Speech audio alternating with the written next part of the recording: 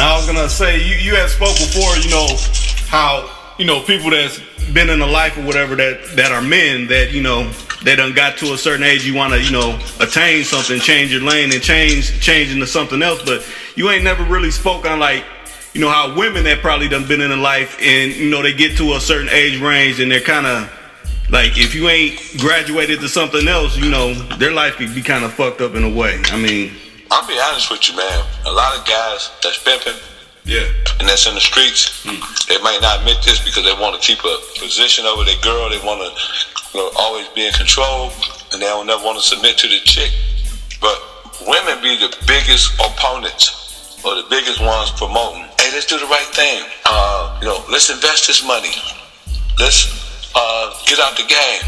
What we gonna do, Daddy? What we gonna do this and that other? And we the ones that want to live that fast lane. We the ones that want to wear those Louis Vuittons, those Gucci's, those Robin jeans. We the one want to go in there and kill them at the club and show off. Yeah. But the women are always in the cut talking about, so let's do the right thing, do the right thing. But if she's under instructions and he's the one that's controlling the whole operation, then she got to do what he say do. But most women are brilliant. Most women want to do the right thing. Most women be trying to get their men to invest their money and to, look, baby, I'm getting you hundreds of thousands of dollars. I'm out here selling my body. I'm taking life chances for you. Can we do something with the money?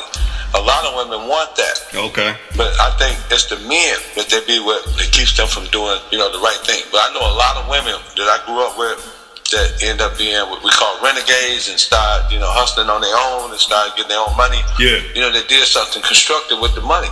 And bought businesses and stuff like that, opened up beauty salons, nail shops, and stuff like that. You like, that's Rochelle? She used to be down there on the track.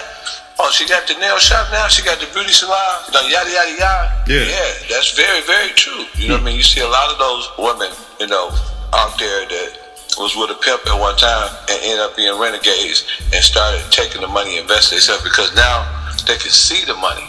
When you give the money to a pimp, only thing you seen was that last $1,000. You don't see that $100,000 you made for the month because the game is too fast and it's moving, it's rotating at an axis probably, faster than the earth. You know what I'm saying? Yeah. 1,000 miles per second. You know what I'm saying? So by the time you realize what happened, either you didn't chose up on another pimp, or either you didn't get out and became a renegade and went on about your business, don't realize that you just like the big Benz, tail light, you in the rear.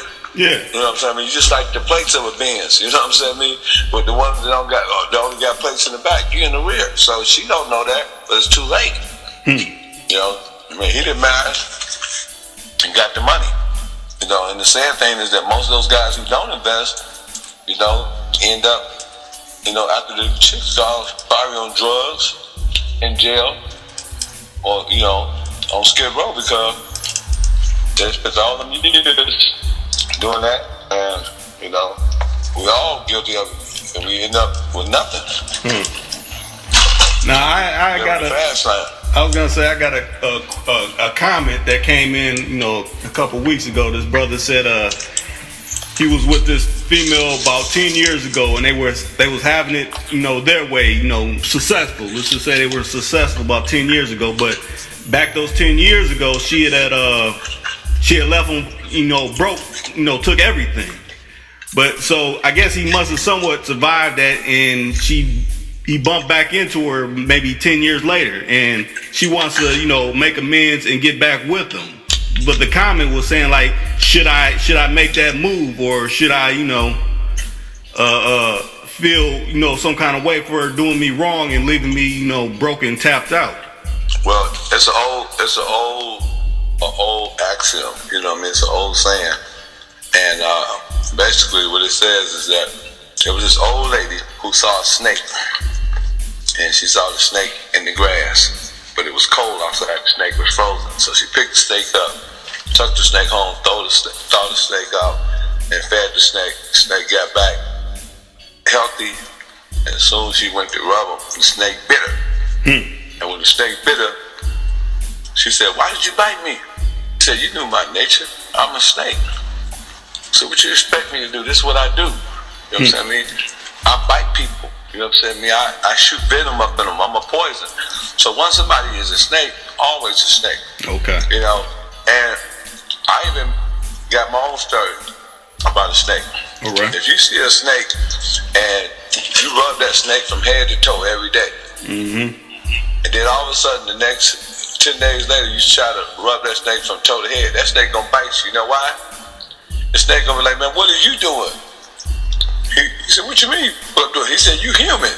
You see, I know I'm human, but I'm not trying to harm you. He said, how I know you're not trying to harm me? The last time my cousin got rubbed from toe to head, he became some snakeskin shoes in the snakeskin purse. How I know you ain't trying to make snakeskin shoes in the snakeskin purse? So, you know what I'm saying? I mean, the snake look at it how we look at it, you know? I mean, you gonna rub the snake from head to toe, then you gonna start rubbing it from toe to head. He ain't trying to be no snakeskin shoes or a snakeskin purse or a snakeskin hat. You know, and just like a snake, ain't gonna let you rub them and pat them and domesticate them. So, you know, when you get involved in certain relationships, you know, how you start is how you finish. You know what I'm saying? If the person is a snake and the person cross you, I mean, who to say if y'all come up again that it ain't gonna happen again? So I say to the young man is, you know, just be cautious and be prudent. You know what I'm saying? And make sure, you know, you don't put your hand in some shit that you can't get out of. Yeah. You know, I wouldn't put myself in that predicament. You know what I mean? If somebody crossed me, you know, I learned that it's best to just leave that person alone. You know, I know in the 48 laws of power it says he who become an enemy is good to make him a friend because he will become a great ally. I beg a different with Robert Greene on that, you know, in certain instances, you know what I mean? Because, you know, everybody ain't cut the same.